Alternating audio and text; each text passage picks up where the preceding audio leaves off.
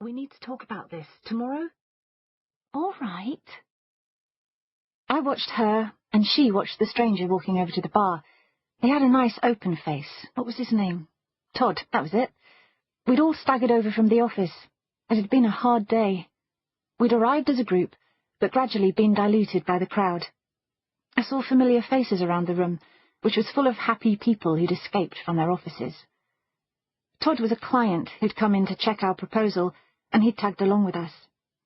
Now he was trying to buy the drinks, and he was having difficulty because one of the women behind the bar was being shouted at by a rude customer. She was foreign, something like Indonesian, and the rude customer was yelling that she'd given him the wrong drink. Todd came back clutching our drinks. "So, you like danger?" I said. "You make it sound stupid, but yes, in a way." Todd proceeded to tell us about a holiday he'd taken. He and a group of friends had been celebrating something, so they'd undertaken a succession of dangerous sports across southern Africa. Bungee jumping from a cable car going up Table Mountain, scuba diving with white sharks. "Sounds amazing," said Meg.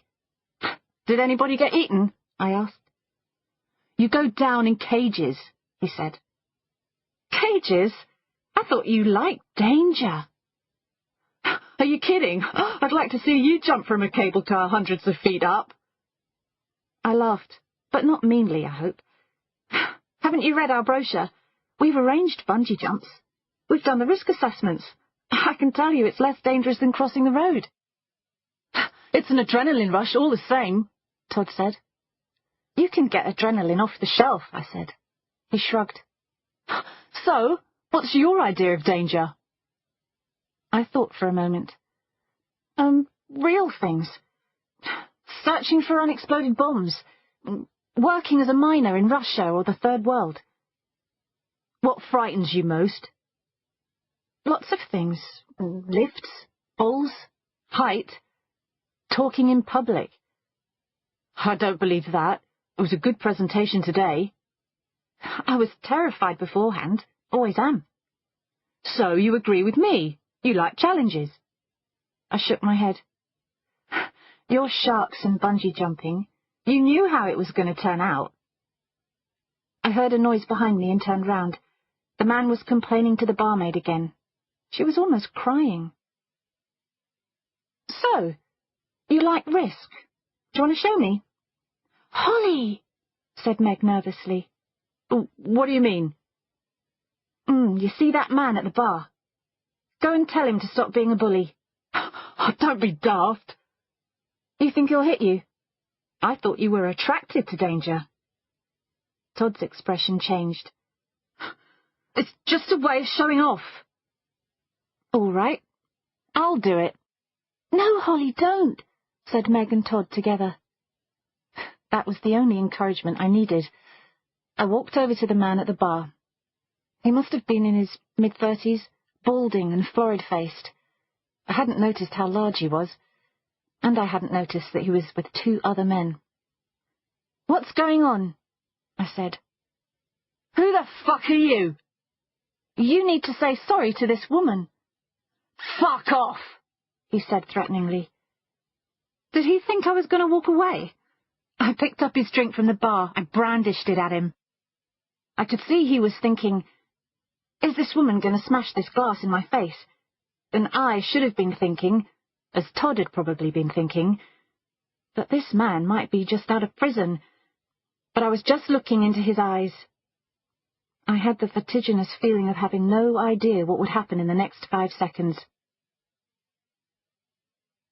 And then the man's face relaxed into a smile. "All right," he said. Delicately he took the glass from my hand. He downed it in one. "On one condition." "What's that?" "I buy you a drink." I started to say no and looked round for Todd. He was gone, as was Meg.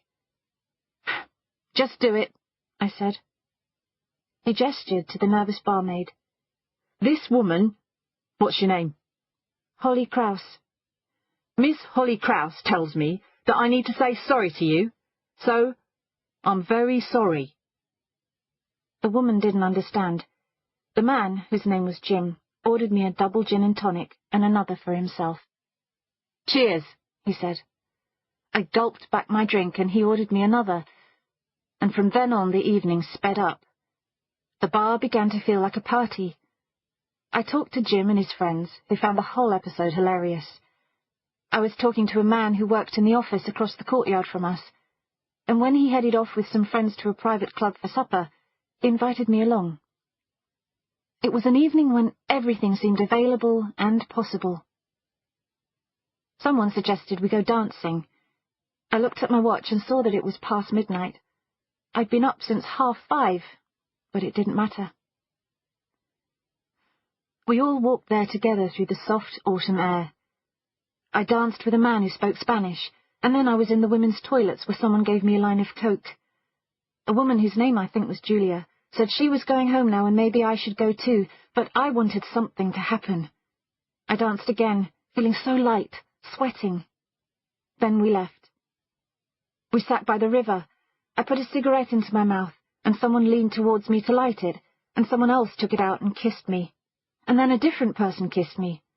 Everyone loved me, and I loved everyone. Then I stood up and ran across the bridge. I stopped for breath at last near an arcade of shops, and they found me. 2 of them, I think. One grabbed me round the shoulders and pushed me up against a wall. He said I was wild, and he was wild too. He picked up a brick, and I saw the brick sailing through the air. There was a loud crack, and a violent star spread in the plate-glass window in front of us, and a pyramid of tins collapsed on their shelves. Then the alarm broke over us. He took me by the wrist. "Run!" We ran together. We got into a taxi and were soon speeding along empty streets. After that, there are things I remember and don't remember at the same time, like something happening to someone else, in a film or in a dream. It was me and not me. I was a woman laughing as she went up the stairs in front of him. A woman looking out of a window. "Where the fuck am I?" she said. "Who the fuck are you?" she asked next, but she didn't want to know that either. And he just laughed anyway and lit a cigarette, or maybe it was a joint, and passed it to her. We were on the sofa, then on the floor. If I closed my eyes, lights flashed behind the eyelids, so I kept my eyes open. A face came down before me. I tasted blood. My blood. Good. The carpet burnt my skin. This other woman was pulling off her shirt, buttons spraying, closing her eyes at last and finding herself in a bright-lit world full of shapes and exploding colours. "This is so strange," she said. "Don't stop." I didn't stir, but I knew something was wrong. I managed to squeeze one eye open and felt pain screw its way into my brain. All the colour had gone now. My one eye was looking through the gloom at a door with a scruffy grey toweling robe hanging up. I heard the sound of steady breathing. Gradually, I made out objects. There was a single square window high up. An exercise bike under it was draped with jeans and a bra. A bottle of wine had tipped on its side. A digital clock showed a sickly 4:46.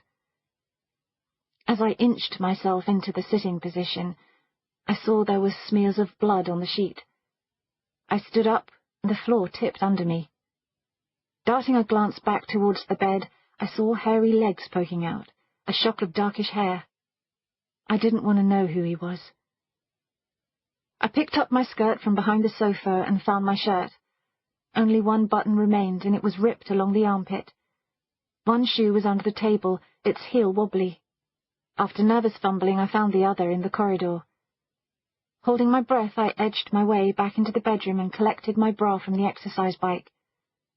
There was something sticky under the ball of my foot. I was standing on a used condom. I peeled it off. I couldn't find my knickers. I'd have to go without them. I needed to get out. I longed to be in a pair of flannel pyjamas, under clean sheets, minty breath. Bag, where was my bag? It was near the front door, contents slopping out in a heap. I shoveled everything back in and closed the door softly behind me. Where was I?